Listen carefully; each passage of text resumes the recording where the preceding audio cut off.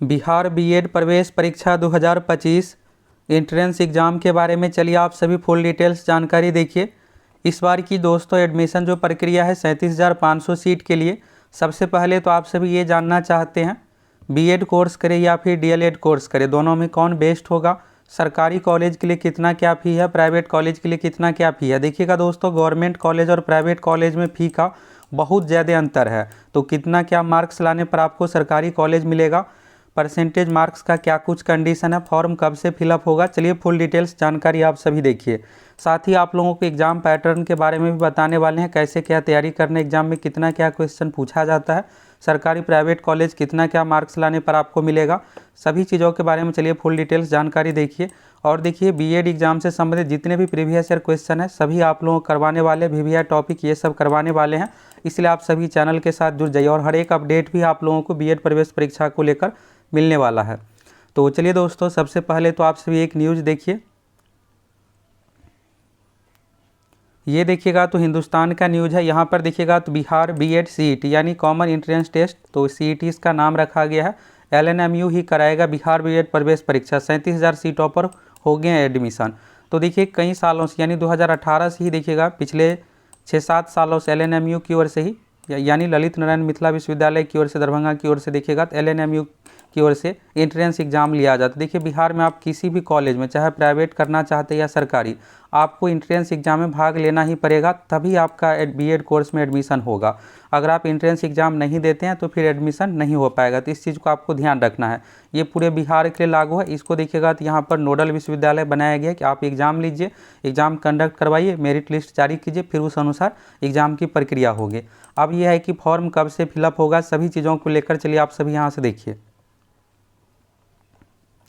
तो देखिएगा ललित नारायण मिथिला विश्वविद्यालय दरभंगा की ओर से 2 वर्षीय बीएड एवं शिक्षा शास्त्री प्रवेश परीक्षा 2025 के लिए देखिएगा तो नोडल विश्वविद्यालय बनाया गया राजभवन। तो देखिए विश्वविद्यालय का जो हेड होता है राजभवन यानी कि राज्यपाल, तो राज्यपाल की ओर से ये परमिशन दिया गया एलएनएमयू को कि आप एग्ज़ाम करवाइए। तो इसलिए देखिएगा 2020 से पहले से भी 2018 से ही देखिएगा तो एलएनएमयू की ओर से लगातार यहाँ पर परीक्षा लिया जा रहा है। और 2024 में यहाँ पर देखिएगा तो बिहार में क्या हो रहा है, टीचर की बहाली होने के कारण से 2024 में पूरा सीट फिलअप हुआ, नहीं तो पहले कुछ सीट बाकी रह जाता था। और आप सभी ये भी जानना चाहते हैं कि मेरे लिए कौन सा बेस्ट होगा, तो चलिए आगे आप लोग इन सभी चीज़ों के बारे में बताने वाले हैं। इस बार देखिएगा तो 37,000 सीटों पर नामांकन होने की उम्मीद है और 336 टोटल कॉलेज यहाँ पर है। तो देखिए दोस्तों, यहाँ पर फॉर्म आप लोगों का, तो फॉर्म के लिए आप सभी अपना डॉक्यूमेंट सब कुछ तैयार कर लीजिए, क्योंकि फॉर्म यहाँ पर आने जा रहा है और आपकी जल्द ही यहाँ पर एडमिशन की प्रक्रिया सब कुछ शुरू होगी। तो सबसे पहले तो आपको फॉर्म फिलअप करना पड़ेगा, फिर एग्ज़ाम देना पड़ेगा। तो देखिए यहाँ पर होता क्या है कि फॉर्म भरने के बाद आपको एग्ज़ाम के लिए, तो पिछली बार यहाँ पर यह है कि अप्रैल मई में आपकी परीक्षा भी ले ली जाएगी। तो पूरी संभावना है कि इस महीने के लास्ट तक आप लोगों का फॉर्म आएगा। फॉर्म आने के बाद यहाँ पर आपको 1 महीने का समय मिलेगा। फॉर्म भरने के लिए ज़्यादा समय नहीं दिया जाता, 15-20 दिन का आपको टाइम दिया जाएगा फॉर्म भरने का। फिर कुछ दिनों में आपकी परीक्षा ली जाएगी और जो भी आपका परीक्षा में मार्क्स आएगा उस अनुसार आपको सरकारी प्राइवेट अलग अलग तरह का कॉलेज मिलेगा। देखिएगा इस एग्ज़ाम में तो टोटल आपसे 120 क्वेश्चन पूछा जाएगा। परीक्षा ऑफलाइन ओएमआर सीट पर ली जाएगी। इसमें सेंटर चूज का भी ऑप्शन रहता है, 10 से 12 जिला में सेंटर बनाया जाता है। आप जो सेंटर चूज कीजिएगा उस अनुसार आपको सेंटर मिलेगा। टोटल 120 क्वेश्चन है, निगेटिव मार्किंग इसमें नहीं किया जाता है, तो आपको 120 में से 120 बनाना है। यह है कि गवर्नमेंट कॉलेज के लिए आपको अच्छा मार्क्स होना चाहिए। अब कितना होना चाहिए, तो चलिए आप सभी चीज़ों को लेकर देखिए। तो देखिए इस न्यूज़ के माध्यम से ये है दोस्तों, देखिएगा अभी से कुछ दिन पहले का हिंदुस्तान का न्यूज़ है। तो अब देखिए फॉर्म की प्रक्रिया बिल्कुल फाइनल चरण में है। तो होली के बाद यहाँ पर नोटिफिकेशन सब कुछ आना था, तब होली कंप्लीट होने के बाद आप लोगों का नोटिफिकेशन अगले कुछ दिनों में आ जाएगा। इसके बाद नोटिफिकेशन आने के बाद आप सभी फॉर्म फिलअप कीजिएगा, फिर प्रवेश परीक्षा ली जाएगी, फिर आपका सिलेक्शन होगा। देखिए यहाँ पर परसेंटेज मार्क्स का क्या कुछ कंडीशन रहने वाला है, इसमें 12वीं ग्रेजुएशन में कितना क्या चाहिए, तो यहाँ से देखिएगा तो आपको क्लियर हो जाएगा। तो देखिए शैक्षणिक योग्यता में इसमें जो मांगा जाता है, 2 वर्षीय बीएड प्रवेश परीक्षा सीईटी के लिए वैसे अभ्यर्थी सम्मिलित हो सकते हैं जिन्हें विज्ञान, सामाजिक विज्ञान, मानविकी, वाणिज्य में स्नातक में 10+2+3। देखिए जो 10वीं किए हैं प्लस 2 साल का 12वीं किए हुए हैं प्लस 3 साल का यहाँ पर ग्रेजुएशन है, इसलिए यहाँ पर 10+2+3 का फॉर्मेट दिया हुआ है। और अगर स्नाकोत्तर यानी कि पीजी किए हुए हैं तो उस कंडीशन में यहाँ पर 50% मार्क्स। और देखिए यहाँ पर क्या है कि और BE BTech वाली, यानी अगर आपके पास टेक्निकल क्वालिफिकेशन है तो उस कंडीशन में 55% मार्क्स चाहिए। अगर आपके पास नॉर्मल यानी BA BSc BCom वाली डिग्री है तो उस कंडीशन में आपको 50% मार्क्स यहाँ पर मिनिमम चाहिए। अगर इससे कम मार्क्स है तो आप नहीं कर सकते, और नहीं करना भी बेहतर रहेगा, क्योंकि फॉर्म जब आप भरिएगा तो उसमें अलाउ नहीं किया जाएगा। तो इस चीज़ को आपको परसेंटेज मार्क्स का ध्यान रखना है। इसके बाद देखिएगा ये शिक्षा शास्त्री है, तो शिक्षा शास्त्री क्या होता है, जो संस्कृत से किए हुए हैं उसके लिए यहाँ पर है। तो ये यहाँ से आपको क्लियर हो गया, और इसी चीज़ को अगर आप इंग्लिश में देखना चाहते हैं तो यहाँ पर देख सकते हैं। चलिए यहाँ से आपको क्वालिफिकेशन को लेकर क्लियर हो गया कि यहाँ पर ग्रेजुएशन मांगा जा रही है। ये देखिएगा तो पिछली बार का नोटिफिकेशन है। अब चलिए दोस्तों यहाँ से आप सभी इसी में एग्ज़ाम पैटर्न इन सभी चीज़ों के बारे में बताया गया, तो यहाँ से देख लीजिए। इस बार भी आपको उसी अनुसार एग्ज़ाम पैटर्न देखने को मिलेगा। पिछली बार भी देखिएगा तो सेंटर चूज करने का ऑप्शन दिया गया था, और आप जो सेंटर चूज कीजिएगा उसी अनुसार यहाँ पर पिछली बार देखिएगा टोटल 11 सेंटर बनाया गया था। तो यानी देखिएगा जितने भी प्रमंडल है लगभग सभी प्रमंडल में इसका सेंटर बनाया गया है। देखिए इस परीक्षा में टोटल आपसे 120 क्वेश्चन पूछा जाएगा। एक क्वेश्चन है 1 मार्क्स का, तो टोटल 120 अंकों की परीक्षा है। परीक्षा ये ऑफलाइन ली जाएगी, यानी OMR सीट पर ली जाएगी। 120 में से 120 आपको एग्जाम में टोटल क्वेश्चन बनाना है। निगेटिव मार्किंग इसमें नहीं रखा गया है। अब यहाँ पर किस सब्जेक्ट से कितना क्वेश्चन पूछा जाएगा, तो चलिए यहाँ से आप सभी देखिए।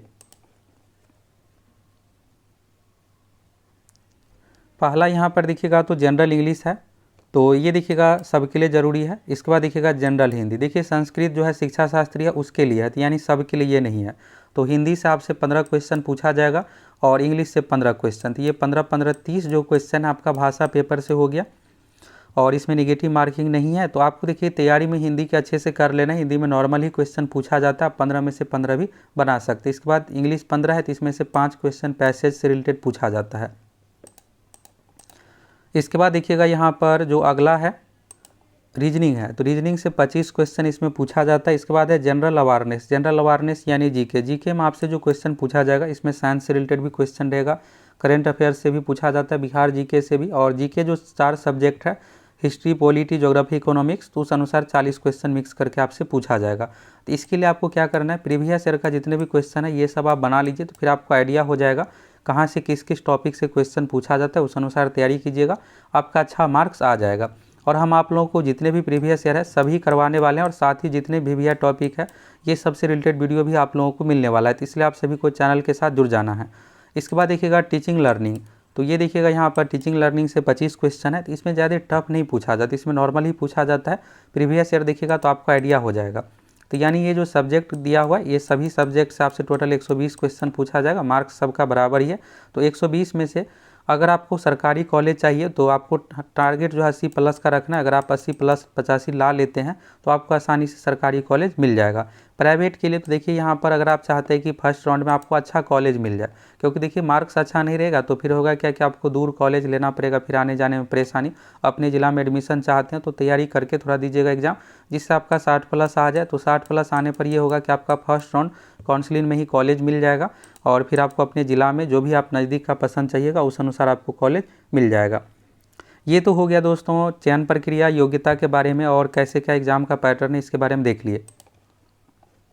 सरकारी कॉलेज की फ़ी की बात करें तो सरकारी कॉलेज में देखिए कुछ ऐसे कॉलेज है, वैसे सरकारी ज़्यादा कॉलेज है ही नहीं इसमें, तो बहुत कम कॉलेज है। इस कारण से इसमें देखिएगा तो सरकारी कॉलेज में कहीं पर 90,000 फ़ी है, अर्ध सरकारी सेमी गवर्नमेंट वाले में 90,000 फ़ी है, और जो फुली तरीके से गवर्नमेंट है उसमें आपको 25,000 रुपये लगेगा। वहीं अगर आप प्राइवेट कॉलेज से कीजिएगा तो 1,40,000 से लेकर के 1,60,000 है। कुछ ऐसे कॉलेज है जिसमें आपको 1,40,000 में 2 साल का बीएड हो जाएगा। कुछ ऐसे कॉलेज है जहाँ पर 1,50,000, 1,60,000, यानी मैक्सिमम 1,60,000 तक है। मिनिमम प्राइवेट कॉलेज में आपको 1,30,35 से लेकर के 40,000 तक लगने वाले, यानी आपको सीधे लाख रुपये 1,40,000 रुपये लगेगा। ये सरकारी यानी प्राइवेट कॉलेज का फ़ी हो गया। अब ये है कि बीएड करना चाहिए या डीएलएड। तो देखिए यहाँ पर टीचर से रिलेटेड जो बहाली है 1 से 5 है, 6 से 8 है। इसके बाद देखिएगा तो 9वीं 10वीं है, फिर 11वीं 12वीं है, तो इतना तक टीचर की बहाली है। तो देखिए अगर आप बीएड कोर्स करते हैं तो यहाँ से लेकर के यहाँ तक आप फॉर्म भर सकते हैं। 1 से 5 में अलाउ नहीं है, 6ठी 8वीं 9वीं 10वीं 11वीं 12वीं में भर सकते हैं। यहीं पर अगर आप डीएलएड करते हैं तो 1 से 5 और 6 से 8 तक, यानी 1 से लेकर के 8वीं तक के लिए आप डीएलएड कोर्स में एलिजिबल रहिएगा। तो देखिए ज़्यादातर जो बहाली है प्राइमरी लेवल पर है, तो देखिएगा कोर्ट केस ये सब होने का बड़ा कारण यही रहता है कि बीएड को इसमें अलाउ करना चाहिए, डीएलएड को इसमें अलाउ करना चाहिए। यही रीज़न रहता है कि प्राइमरी लेवल पर 1 से 5 देखिएगा तो सीट अधिक, जब भी देखिएगा वैकेंसी आती है बीपीएससी के माध्यम से तो इसमें 80,000 इस तरह से सीट रहता है। जैसे जैसे आप हायर क्लास में जाइएगा तो आपको सीट कम देखने को मिलेगा। तो आप यहाँ पर देख लीजिए। और ये रहता है 1 से 5 वाले में कि आप डीएलएड अगर करते हैं तो डीएलएड का क्वालिफिकेशन 12वीं रहता है, बीएड का जो क्वालिफिकेशन है ग्रेजुएशन है। तो ग्रेजुएशन लेवल से रिलेटेड बीएड करते हैं तो 6ठी से लेकर के 11वीं 12वीं तक भर पाइएगा। और डीएलएड करने पर आपको 1 से लेकर के 5, 6ठी से लेकर के 8वीं, यानी 1 से लेकर के 8वीं तक आप टीचर बन सकते हैं।